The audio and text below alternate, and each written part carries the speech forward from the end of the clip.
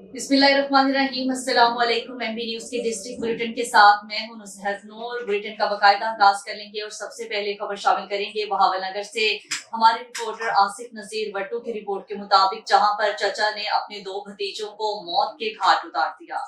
मुल्तान में लेन देन के तनाजे पर चचा ने फायरिंग करके दो भतीजों को मौत के घाट उतार दिया। अफसोसनाक वाकया थाना कुतुबपुरा के इलाके चा जम्मू वाला में पेश आया, जहां लकड़ मंडी चौक के रिहायशी दो सगे भाई शेख आफाक और शेख शहीर अली अपने चचा के घर रकम लेने गए तो वहां दोनों भाइयों का अपने चचा और कजन से झगड़ा हो गया, जिसके नतीजे में चचा शहजाद ने दोनों भतीजों पर फायरिंग कर दी, जिसके नतीजे में बड़ा भाई शेख आफाक सीने पर गोली लगने से मौका पर ही जाँ बहक हो गया, जबकि शेख शहीर और दीगर दो अफराद जख्मी हो गए, जिनको निश्तर अस्पताल मुंतकिल किया गया। तो दूसरा भाई शेख शहीर भी निश्तर अस्पताल में दम तोड़ गया।